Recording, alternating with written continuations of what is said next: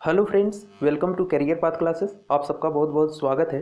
तो फ्रेंड्स, आज की इस वीडियो में हम लोग नागपुरी झूमर सीरीज में नागपुरी से संबंधित महत्वपूर्ण प्रश्न उत्तर करने वाले हैं, जो कि काफ़ी ही महत्वपूर्ण होंगे। तो फ्रेंड्स, वीडियो पूरा देखिएगा। अगर वीडियो अच्छी लगे तो प्लीज़ वीडियो को लाइक कर दीजिएगा। अगर चैनल पर नए हैं तो चैनल को सब्सक्राइब कर लीजिएगा और वीडियो को अपने दोस्तों के साथ और कम से कम एक स्टडी ग्रुप में शेयर जरूर कीजिएगा। तो चलिए फ्रेंड्स, स्टार्ट करते हैं आज की क्लास। और क्लास शुरू करने से पहले आप सभी के लिए एक महत्वपूर्ण सूचना है। हमारी तरफ से आप सभी के लिए एक ई बुक प्रोवाइड कराई गई है, जो कि बिल्कुल फ्री है। इस ई बुक में नागपुरी के 10 प्रैक्टिस सेट दिए गए हैं। कुल 1000 प्रश्न हैं, जो कि बिल्कुल फ्री है। यह ई बुक आप लोग को टेलीग्राम चैनल पर मिल जाएगा, जिसके लिए मैंने डिस्क्रिप्शन पर लिंक दे रखा है। तो आप लोग डिस्क्रिप्शन पर जाइए, टेलीग्राम चैनल ज्वाइन कीजिए और इस ई बुक को डाउनलोड कर लीजिए। और साथ ही आप लोगों के लिए 500 प्लस ऑब्जेक्टिव क्वेश्चंस का नागपुरी ब्रह्मास्त्र क्लास लाया गया था, जो कि प्लेलिस्ट में पड़ा है। तो आप लोग जाइए, इसे भी देखिए। तो चलिए फ्रेंड्स, स्टार्ट करते हैं आज की क्लास। तो चलिए, आज का पहला क्वेश्चन है, मधुसूदन दुबे कर कौन रचना बनकेवरा भाग 1 में छेप है। ठीक है, आपको यहाँ पे बताना है कि मधुसूदन दुबे का कौन सा रचना है जो बनकेवरा भाग 1 में छपा है। पहला है तोर बिना, या धरती है रतन, या माय कर दुलार, या जवानी जब जागेला। तो यहाँ पे सही आंसर हमारा ए होगा, तोर बिना। जो तोर बिना जो रचना है वो किनके द्वारा रचित है? मधुसूदन दुबे द्वारा रचित है। और यह कहाँ पे छपा है? तो बनकेवरा भाग 1 में छपा है। ठीक है, दूसरा ऑप्शन देखिए, धरती है रतन। तो यह रचना किनके द्वारा रचित है?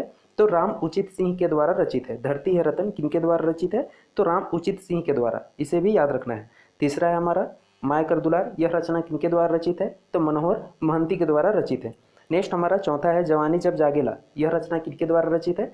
तो मेघनाथ ओहदार के द्वारा। ठीक है, इन चारों को आपको याद रखना है। तो यहाँ पे क्वेश्चन हमारा था कि मधुसूदन दुबे कर कौन रचना बनकेवरा भाग 1 में छपी है? तो तोर बिना। ठीक है, इसे याद रखना है। चलिए नेक्स्ट क्वेश्चन देखते हैं। Next question, question number second है, पावस राग कौन महीना में के चकते गीत गावल जाए। ठीक है, आपको यहाँ पे बताना है कि पावस राग का जो गीत होता है किस महीना के चकते, यानी कौन सा महीना चढ़ता है और गाया जाता है? अषाढ़, भादो, कुवार या अगन। तो यहाँ पे सही आंसर हमारा ए हो जाएगा, अषाढ़ महीना के चकते। ठीक है, अषाढ़ महीना के चढ़ते कौन सा राग गाया जाता है? पावस राग। ठीक है, याद रखना है। चलिए नेक्स्ट क्वेश्चन देखते हैं। नेक्स्ट क्वेश्चन, क्वेश्चन नंबर 3 है, ऊ खाए के पढ़े जायला। ठीक है, क्या है? ऊ खाए के पढ़े जायला वाक्य में खाए के क्रिया है के। यहाँ पे क्वेश्चन पूछा है कि ऊ खाए के पढ़े जायला, तो इस वाक्य में आपको बताना है कि खाए के कौन सा क्रिया है? रंजक क्रिया है, नाम धातु क्रिया है, पूर्वकालिक क्रिया है, या ईमन में कोई नहीं। तो यहाँ पे सही आंसर हमारा सी हो जाएगा, पूर्वकालिक क्रिया है। ठीक है, तो चलिए यहाँ पे सबसे पहले हम लोग समझते हैं कि पूर्वकालिक क्रिया होता क्या है, तो उसके बाद क्वेश्चन पे वापस आते हैं।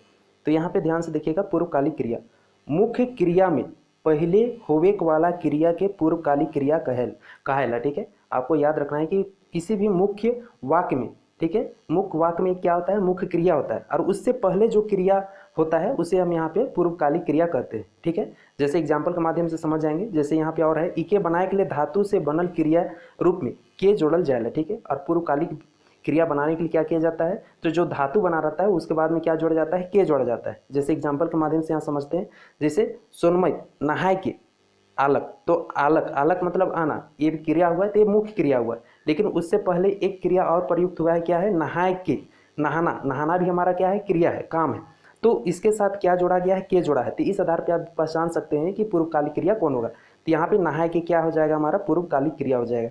उसी प्रकार मरियम स्कूल से आय के खेली, तो आय के यहाँ पे हो जाएगा। सोमरा भात खाए के जाए, तो खाए के हो जाएगा। नेक्स्ट हमारा चौथा है, राजू खेल के घर घुरी, तो खेल के हमारा यहाँ पे क्या होगा? पूर्वकालिक क्रिया होगा। तो यहाँ पे नहाए के, खाए के, खेल के पूर्वकालिक क्रिया है। ठीक है, याद रखना है। चलिए क्वेश्चन पे वापस आते हैं। क्वेश्चन पे हमारा पूछा था, ऊ खाए के पढ़े जायला। ऊ खाए के पढ़े जायला वाक्य में खाए के क्रिया है। खाए के कौन सा क्रिया है? तो पूर्वकालिक क्रिया है। उम्मीद है क्लियर होगा। चलिए नेक्स्ट क्वेश्चन देखते हैं। नेक्स्ट क्वेश्चन, क्वेश्चन नंबर हमारा 4 है, ऊ रंगल सियार है के। क्या है? ऊ रंगल सियार है के वाक्य में रंगल शब्द है के। यहाँ पे एक वाक्य दिया गया है कि ऊ रंगल सियार है के, तो इस वाक्य में रंगल जो शब्द है वो क्या है आपको बताना है। क्रिया विशेषण है, अव्यय है, विशेषण है, या संयोजक है। तो यहाँ पे सही आंसर हमारा क्या हो जाएगा? सी हो जाएगा, विशेषण हो जाएगा। ठीक है, तो यहाँ पे बात करते हैं कि विशेषण की कहल जाएगा। तो जोन शब्द से संज्ञा चाहे सर्वनाम कर विशेषता बताल जाएगा, उके का कहल जाएगा? विशेषण कहल जाएगा। ठीक है, जैसे बेस आदमी, तो आदमी क्या है? बेस। तो व्यक्ति का यहाँ पे क्या बताया जा रहा है? विशेषता बतलाया जा रहा है कि व्यक्ति जो आदमी है कैसा है? बेस है। हरियर गच, गच का यहाँ पे विशेषता बतलाया जा रहा है। गच कैसा है? हरियर है, हरा है। तो हरियर, बेस, ये सब क्या है? विशेषण शब्द है। तो इसी प्रकार क्वेश्चन पे अगर वापस आते हैं, तो क्वेश्चन पे हमारा पूछा था, ऊ रंगल सियार है के। रंगल सियार, सियार यहाँ पे हमारा क्या है तो संज्ञा शब्द है, तो उसका विशेषता कौन बता रहा है, रंगा हुआ, तो ये हमारा क्या हो जाएगा, विशेषण हो जाएगा, यानी ऑप्शन सी हमारा यहाँ पे सही होगा। ठीक है, चलिए नेक्स्ट क्वेश्चन देखते हैं। नेक्स्ट क्वेश्चन, क्वेश्चन नंबर हमारा 5 है, फड़फड़िया शब्द है, यानी आपको यहाँ पे बताना है कि फड़फड़िया शब्द क्या है, नागपुरी व्याकरण के नज़र से संज्ञा है, क्रिया विशेषण है या विशेषण है, तो फड़फड़िया भी हमारा क्या हो जाएगा, विशेषण शब्द हो जाएगा, यानी ऑप्शन डी हमारे यहाँ पे सही होगा। जैसे फड़फड़िया आदमी, तो आदमी का विशेषता हुआ फड़फड़िया, तो फड़फड़िया हमारा क्या हो जाएगा, विशेषण शब्द हो जाएगा। ठीक है, इसे भी याद रखना है। चलिए नेक्स्ट क्वेश्चन देखते हैं।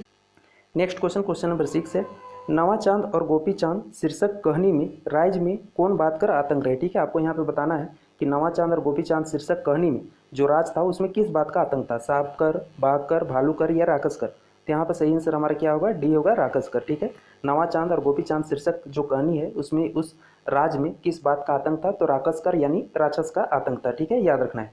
चलिए नेक्स्ट क्वेश्चन, क्वेश्चन नंबर 7 है, कौन नागपुरी लोक कथा में राजकुमार हर तरह कर विद्या कर जानकार होवेला। ठीक है, आपको यहाँ पे बताना है कि कौन नागपुरी लोक कथा में जो राजकुमार रहता है वो हर तरह का विद्या का क्या होता है, निपुण होता है या जानकार होता है, सरिया चरित में, क्रिया चरित में, तिरिया चरित में या सहिया चरित में। तो यहाँ पे सही आंसर सी होगा, तिरिया चरित लोक कथा में जो राजकुमार होता है वो हर तरह की विद्या क्या होता है, जानकार होता है। ठीक है, याद रखना है। चलिए नेक्स्ट क्वेश्चन देखते हैं। नेक्स्ट क्वेश्चन, क्वेश्चन नंबर 8 है, वन केवरा भाग 1 कर पद भाग में कौन कर्म कर विचार करल जाए। ठीक है, आपको यहाँ पे बताना है कि वन केवरा भाग 1 कर जो पद भाग है इसमें किस कर्म का विचार किया गया है, धर्म कर्म का, अपन कर्म का, दुनिया कर कर्म का या नीच कर्म का। तो यहाँ पे सही आंसर हमारा क्या होगा, डी हो जाएगा, नीच कर्म का। ठीक है, वन केवरा भाग 1 कर पद भाग में कौन कर्म कर विचार करल जाए, तो नीच कर्म के, और इसके रचयिता कौन है, तो धनंजय नाथ तिवारी जी हैं, इसे भी याद रखना है। ठीक है, चलिए नेक्स्ट क्वेश्चन देखते हैं। नेक्स्ट क्वेश्चन, क्वेश्चन नंबर 9 है, मृदहा जी कर कौन गीत रचना में किसिम किसिम कर फूल कर वर्णन आए। ठीक है, आपको यहाँ पे बताना है मृदहा जी यानी नईमुद्दीन मृदहा जी कर कौन गीत रचना में किसिम किसिम यानी हर तरह के फूल का वर्णन किया गया है, बसंत ऋतु, ऋतु बसंत, सुंदर बसंत ऋतु या बसंत। तो यहाँ पे सही आंसर हमारा डी होगा, बसंत। जो गीत रचना है उसमें हर एक तरह का फूल का वर्णन किया गया है, जो किनके द्वारा रचित है, तो नईमुद्दीन मृदहा द्वारा। ठीक है, इसे भी आपको याद रखना है। चलिए नेक्स्ट क्वेश्चन देखते हैं। नेक्स्ट क्वेश्चन, क्वेश्चन नंबर 10 है, फेबुल संबंधी कथा में क्या विशेषता पावल जाए। ठीक है, आपको बताना है कि फेबुल संबंधी जो कथा होते हैं उसमें क्या विशेषता पाया जाता है, नीति कथा, धर्म कथा, परिमन कथा या शिक्षा संबंधी कथा। यहाँ पे सही आंसर हमारा डी होगा, शिक्षा संबंधी कथा। ठीक है, जितने सारे फेबुल संबंधी कथा होते हैं वो सारे किससे जुड़े होते हैं, तो शिक्षा से, यानी जितने फेबुल संबंधी कथा होते हैं वो अधिकतर शिक्षा देने का कार्य करते हैं। ठीक है, तो शिक्षा संबंधी हमारा होगा, ऑप्शन डी यहाँ पे सही होगा। चलिए नेक्स्ट क्वेश्चन देखते हैं। नेक्स्ट क्वेश्चन, क्वेश्चन नंबर 11 है, इकर में कौन विशेषण है। ठीक है, आपको यहाँ पे बताना है कि इसमें कौन सा विशेषण है। एक वाक्य दिया गया है और यहाँ पे पूछ रहा है कि कौन सा विशेषण शब्द है। वाक्य हमारा, गाय के करिया कुकुर कुदाय के चैप दलक। ठीक है, गाय के करिया कुकुर कुदाय के चैप दलक। तो इस वाक्य में विशेषण शब्द कौन सा है आपको बताना है, गाय है, करिया है, कुकुर है या देवल शब्द। तो यहाँ पे सही आंसर हमारा क्या हो जाएगा, बी हो जाएगा, करिया। ठीक है, करिया यहाँ पे क्या है, विशेषण। जस्ट हमने अभी बताया था जिस शब्द से संज्ञा सर्वनाम का विशेषता का पता चलता है उसे हम क्या करते हैं, तो विशेषण करते हैं। तो करिया यानी कुकुर कैसा है, तो करिया मतलब काला है, तो कुत्ता का विशेषता बतला रहा है, तो करिया यहाँ पे क्या हो जाएगा, विशेषण शब्द हो जाएगा। ठीक है, तो क्वेश्चन नंबर 11 का ऑप्शन बी सही होगा। चलिए नेक्स्ट क्वेश्चन देखते हैं। नेक्स्ट क्वेश्चन, क्वेश्चन नंबर 12 है, वन केवरा भाग 1 कर संकलन में पावस राग में केकर गीत संकलित आए। ठीक है, आपको यहाँ पे बताना है कि वन केवरा भाग 1 में 1 कर संकलन में पावस राग में केकर गीत यानी पावस राग में किसका गीत यहाँ पे संकलित किया गया है। पहला ऑप्शन है जन्मेज तिवारी का या धनेन्द्र तिवारी का या धनेश तिवारी का या धनंजय नाथ तिवारी का। तो यहाँ पे सही आंसर हमारा डी होगा, धनंजय नाथ तिवारी का जो राग है यानी जो उसका संकलन है, कविता है, वह किस राग में है, तो पावस राग में। और उस जो कविता है वह उसका नाम क्या है, तो नीच कर्म। इसे भी आपको याद रखना है, जो नीच कर्म हमारा कविता है वह किस राग में है, तो पावस राग में याद रखना है। ठीक है, चलिए नेक्स्ट क्वेश्चन देखते हैं। नेक्स्ट क्वेश्चन, क्वेश्चन नंबर 13 है, वन हरनी कर बेटा शीर्षक कथा अनुसार मेनका केकर अप्सरा रहे। ठीक है, आपको यहाँ पे बताना है कि वन हरनी कर बेटा शीर्षक कथा के अनुसार जो मेनका रहती है किसकी अप्सरा रहती है, इंद्र भगवान कर, विष्णु भगवान कर, ब्रह्मा जी कर या शंकर। तो यहाँ पे क्लियर है, ऑप्शन ए सही होगा, इंद्र भगवान कर अप्सरा रहती है। ठीक है, चलिए नेक्स्ट क्वेश्चन देखते हैं। नेक्स्ट क्वेश्चन, क्वेश्चन नंबर 14 है, मुके तो ऐसा लागत है कि पते में दूध दही खातो तो बड़ा स्वाद लागत, इस संवाद कौन कहानी से लेवल जाए।